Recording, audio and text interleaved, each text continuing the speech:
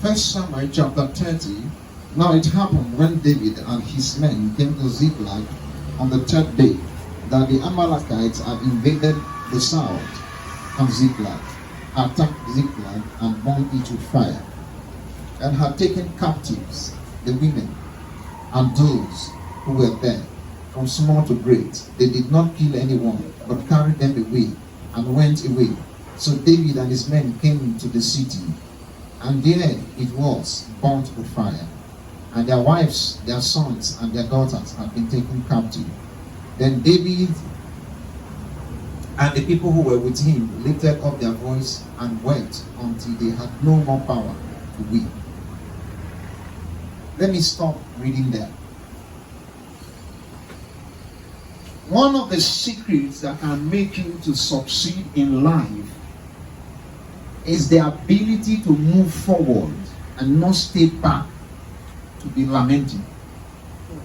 The ability to move forward, keep going, not getting discouraged, not losing confidence, not losing your faith, not losing hope. People who don't stop always get to where they are going to. That's right. No matter how slow your movement may be, you are going slowly, like slave. You will get to where you are going to. If you are in one place, you will remain in one place. But if you are on the move, you will get to where you are going to. So people who succeed in life are people who don't give up because something happened to them. You know why some people fail in life? Because something bad happened to them. Then they accepted it. They accepted it that something bad has happened to them. So they lose hope. They lose confidence. They do not have faith anymore because something bad happened to them. They just draw back. They become cold. They don't have confidence anymore. Their boldness is dead. So because something bad happened to them. But the Bible said that something bad happened to David and his men. And because what happened was very bad, they started weeping. They were crying. The Bible said David and all his men were weeping until they were tired. And they didn't have strength to cry anymore. And nothing happened. Imagine men crying. Group of men crying. I know that it's easier for women to cry. But for men, they are hardened. But in this case, based on the situation that was on ground, men were weeping. Many men were crying until they were tired. They didn't have strength anymore. The Bible says so. It said they cried until they had no more strength to cry. And nothing happened. Imagine that people cry, and nothing happened. God did not do anything. You know why? God does not answer to cry. God does not give people solution because they are crying. God answers prayers. God responds to faith. God responds to actions of faith. It does not respond to weeping and lamenting and regretting. So when somebody is sorrowing in life, regretting, saying, oh, my life, if I had known, I would not have followed that way. If I had known, I would not have gone this side. Oh, see as my life has spoiled. God will not do anything about your life as long as you are lamenting and regretting and feeling bad. He will leave you like that. Because he does not answer to regret. He answers to faith. He answers prayers. He answers people who are courageous. That's why he told Joshua, I say, be courageous. Then, after they have no more strength to weep, David now realized that God did not do anything about the cry. He now went to pray. He now went to say, Lord, what can I do? Can I pursue these people that have taken my wife and children and carry on my property? Can I pursue them?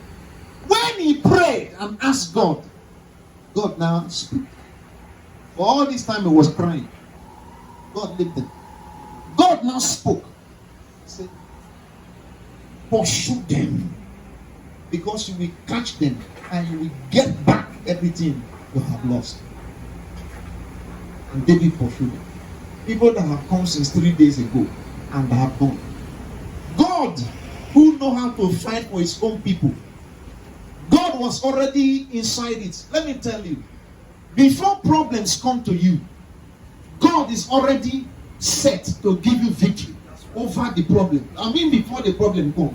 So whenever you see problem, I want you to see God already set to give you victory in that problem. That's how God is. They came 3 days ago. They packed their wives and children, packed their properties, and they were going.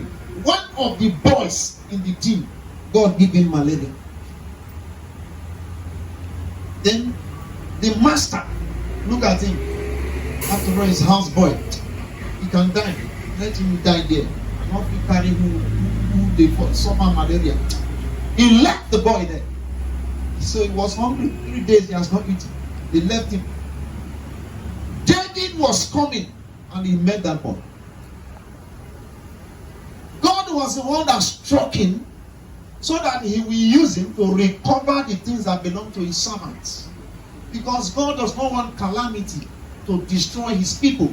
That's why I said before problem comes, God has already made a solution for you to overcome the problem, because it is not in the mind of God that problems will come and swallow you. David got to that place and he saw that boy. He said, "Who are you?" He said, "I am the servant of Egyptian. We went to go and raid Ziklag." Now. David was surprised. It's the people. He said, "You are among them." David saw that the boy has not eaten since 3 days. He first gave him food to eat. His strength came back. David said, "Can you take me to where the team is?" He said, "Promise me that you will not give me back to that my wicked master. I don't want to follow that man again." He said, "I promise you, take me there." And beloved, David recovered everything he lost.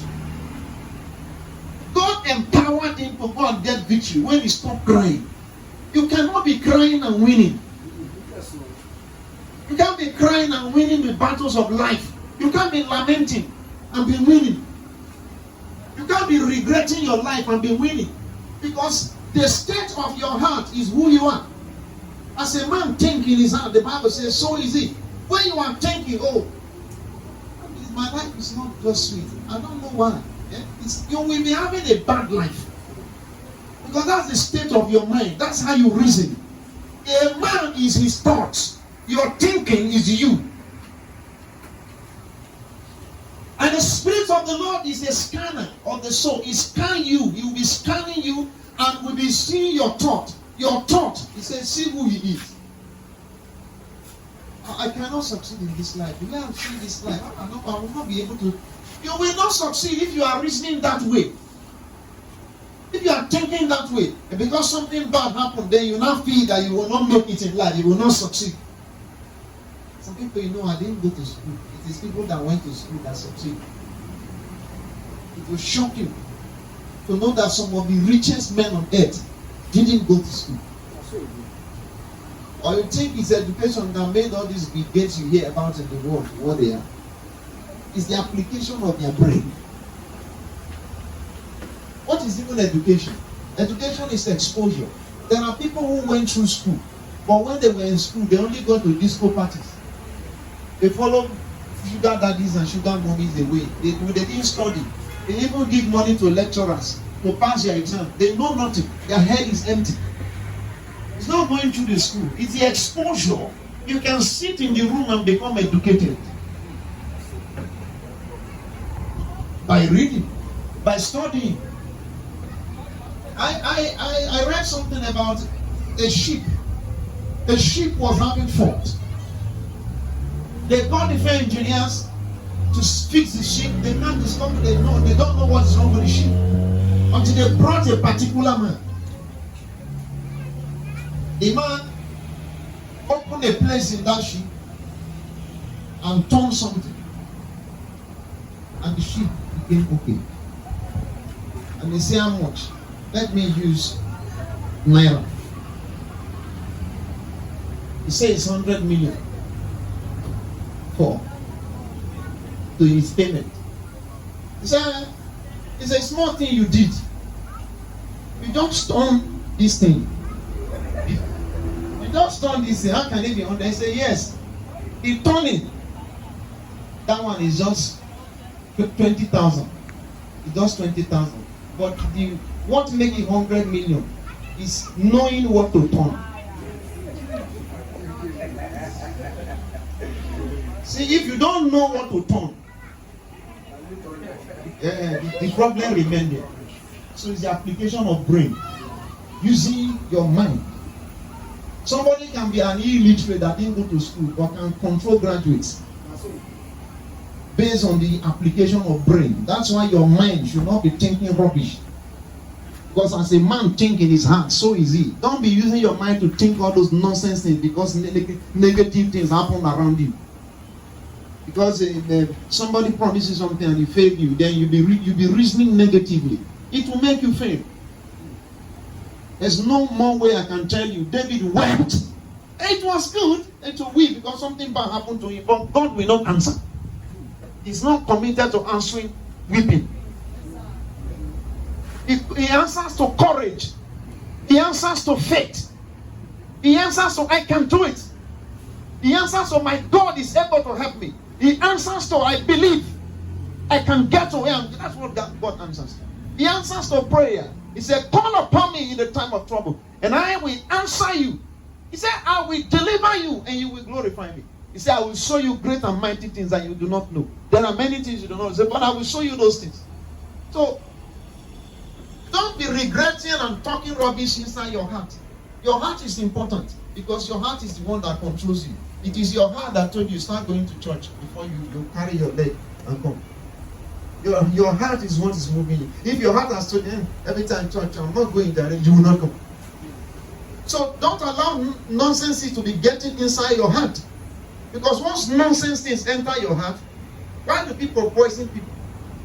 It's their heart. What do I do to this person? Poison him. And then they put poison. This person do me, it's very painful. What should I do? You say poison him. Then they look for what to poison the person. It's the heart. Instead of the person to think positively, well, he has done me this thing that is very bad, but that is not my life. I'm going somewhere. There's a place I'm going and I'm going to get there. Listen, let me tell you, there's nothing anybody do to you in this world that can stop you from becoming what you want to be. They gossip about you. They try to frustrate you. They put blockade on your way. They say evil things about your name. They slander you here, and there is nothing anyone can do on earth to you that will stop you from becoming what you are going to become, including the devil.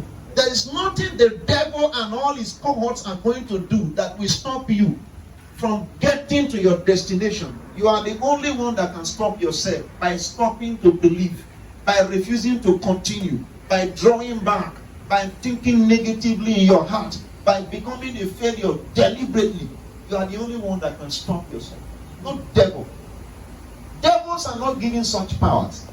Yes, the devil is very powerful. He's strong. But he's not given the power to defeat men that are created in the image of God and after his likeness. And people that have been redeemed by the blood that Jesus shed on the cross of Calvary. The devil doesn't have power to conquer people. It is people that yield to the devil.